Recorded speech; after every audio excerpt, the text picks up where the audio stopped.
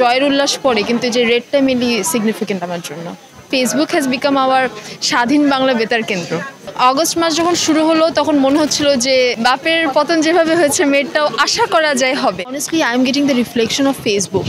গত জুলাই মাস থেকে এই পর্যন্ত যা মেনলি আর কি ঘটেছে আমাদের লাইফে, ইভেন স্টুডেন্ট বলেন, আমি বাই প্রফেশন আমি টিচার, সো স্টুডেন্টদের সাথে টিচার লিঙ্কড আপ।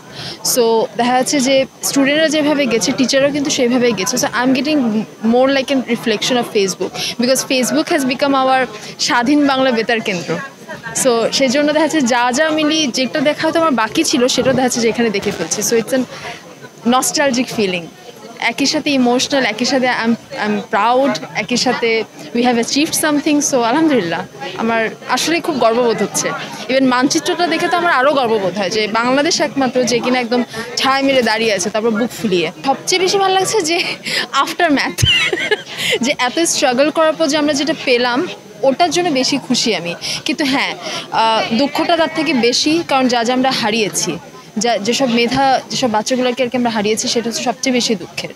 এর বেশি দুঃখ আসলে হতে পারে না। ছোট থেকে বড় করে, মানে ছোট থেকে শুরু করে বড় বুড়ো আছে কিনা আমি জানি না, কিন্তু যারা হয়তো ইনোসেন্ট পিপল তারাও মেনলি মারা গেছে। সো এটা দুঃখের বেশি। সো কন্ট্রিবিউশন তো সবারই ছোটোখাটো সবারই আছে, কিন্তু আফটার ম্যাথটা বেশি enjoyable, that we can breathe, we have the freedom of speech. এটা সবচেয়ে বড় কথা। আর এটারই সবচেয়ে বড় উদাহরণ এই যে দিস গ্যালারি। অনেস্টলি আপনি ওনার সাথে যদি প্রত্যেকটা ছবির সাথে আপনি দেখবেন একটা করে রেড আছে।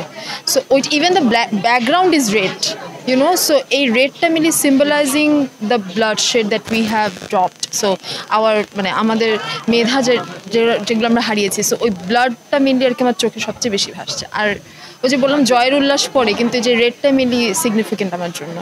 ও যখন গেছে আমি বাসায় থাকতে পারি না, because I have to think of my sister security. সো দেখা যাচ্ছে আমি ওর পিছিয়ে গেছি। That was my contribution.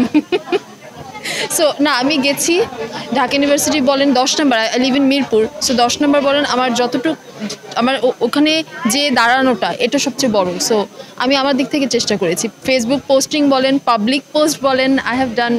August মাস যখন শুরু হলো তখন মনে হচ্ছিল যে বাপের পতন যেভাবে হয়েছে মেয়েটাও আশা করা যায় হবে, আর আল্লাহ তো উপরে আছেন, ওটাই ছিল মাথার ভিতর, মনের ভিতরে। স্বৈরাচারটা চাই না, এটা কেউ কোনো বাঙালি আর চাইবে না, কোনো মানুষ আসলে চাইবে না কারো অধিপতনে থাকতে।